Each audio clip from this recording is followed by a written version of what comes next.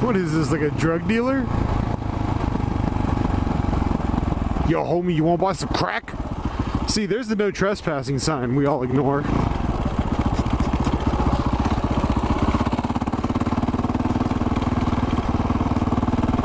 And my couch. Car door.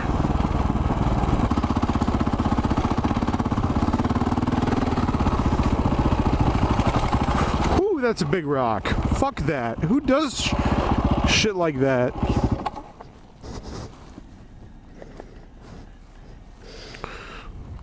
Talking about who does shit like that, my kickstand appears to be missing.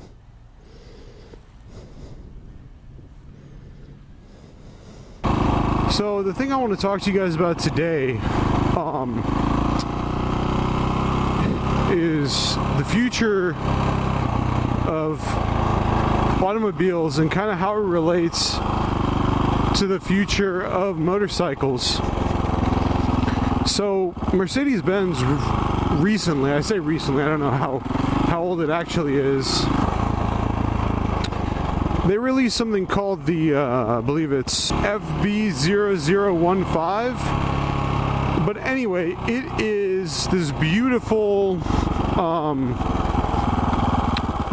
car with open pore mahogany and leather made out of the skin of infants or something. I don't know.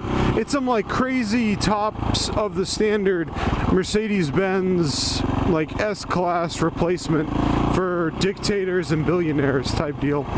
But what makes the vehicle really unique is not the baby hide interior or whatever. What makes it really unique is that it is entirely self-controlled, meaning that it drives itself and doesn't even give you the option of driving it. It is basically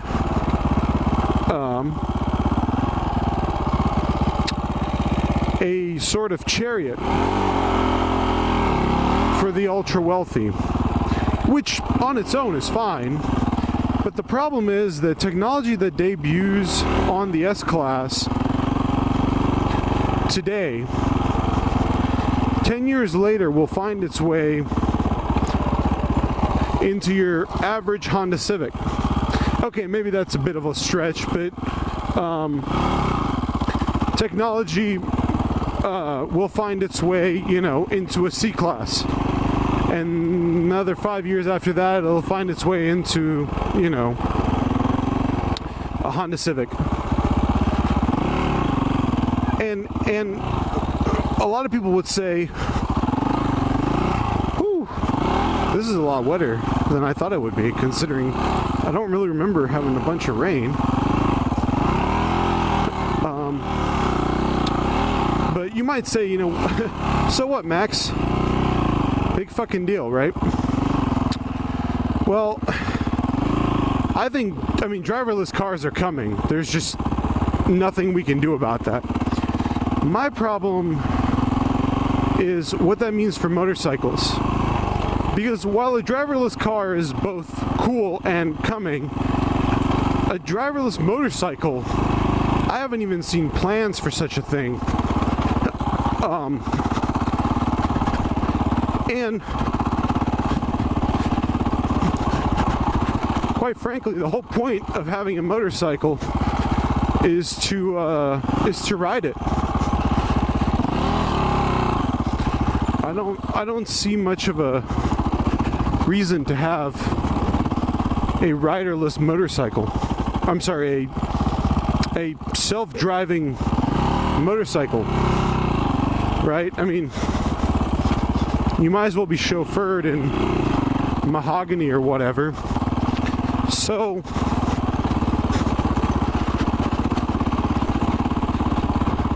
what does that mean for us, for the riders? Well, a driverless car is safe. Is safer, supposedly. Right? Otherwise, who gives a shit?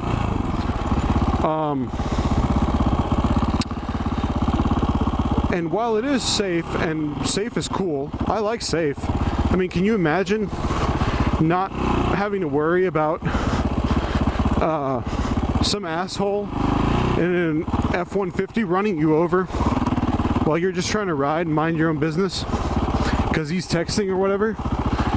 I mean, a driverless car is a beautiful thing, but as legislation happens, as roads become developed for driverless vehicles, I'm worried that motorcycles will get pushed to the side.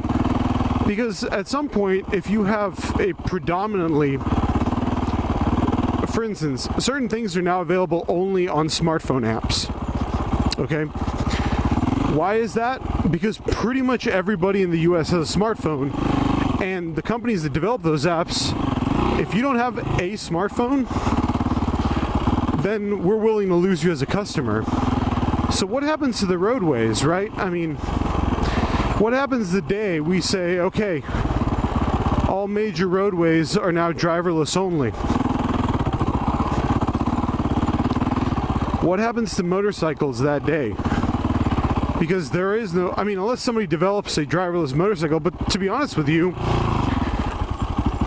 I ride because I love to ride. I don't ride because I seem to like the idea of bugs in my teeth, you know? And so, to me, a driverless motorcycle, at some point, I would just as well have the Bentley or whatever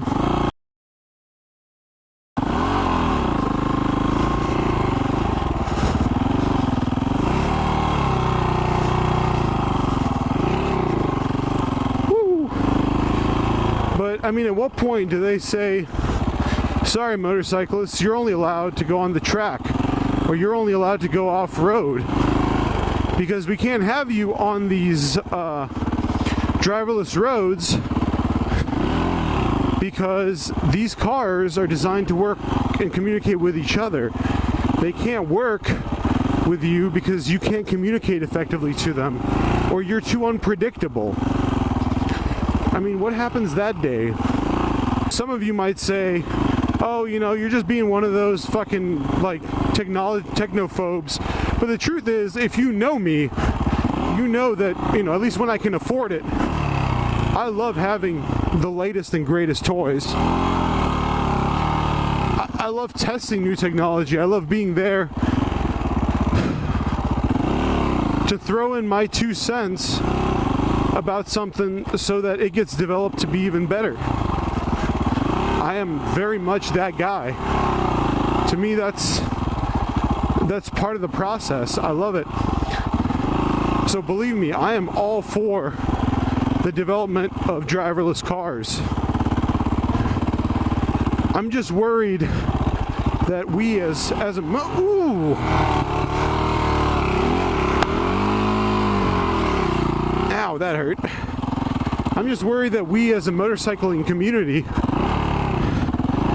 need to be aware of what's happening out there. And we're going to avoid the giant puddle this time. Anyway, we as a motorcycling community need to be aware of what's going on out there in the technological world.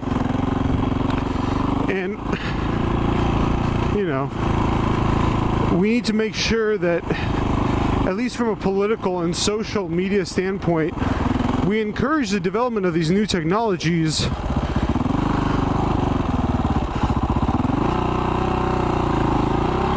woo, slidey slide.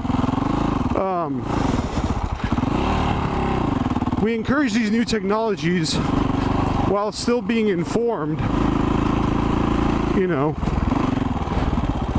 about what's going on in the world around us, and helping to be part of the discussion and part of the decision-making process, rather than just sitting around and saying, well, I'm never going to buy a self-driving car. You will.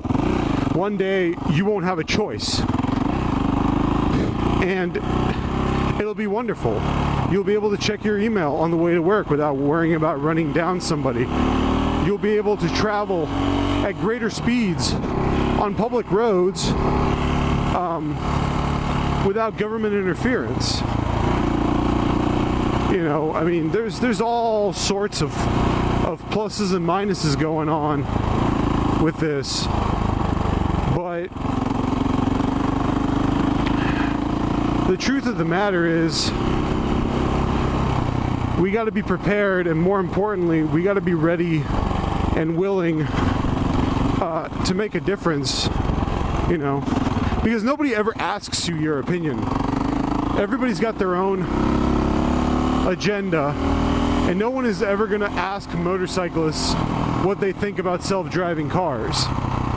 We're going to have to go forward and make a point that, you know, our voices need to be heard.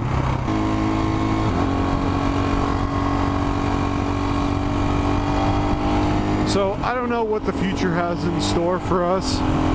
It's going to be a long and interesting road, but I just, you know, my whole point is that to urge you guys, you know, to stay abreast with the issues revolving around transportation in this country, and make sure that you take the opportunity and take the chance to, I mean, this isn't one of those, hey, you should write your senator, blah, blah, blah, about lane splitting bullshit that never works.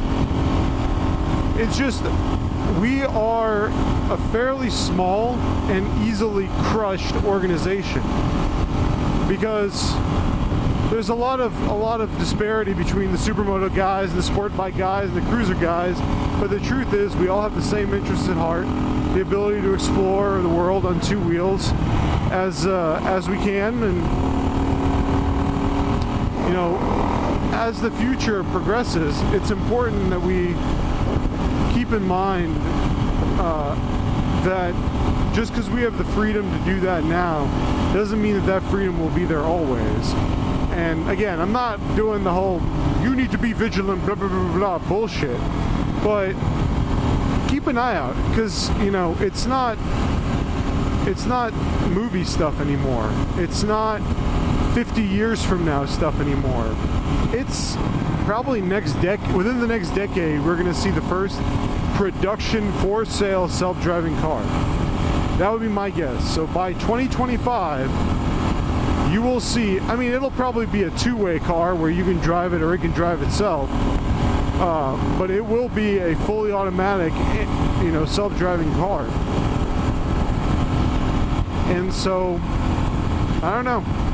We'll have to figure it out. Anyway, guys, as always, ride safe. Make sure you share the road out there, and brap on.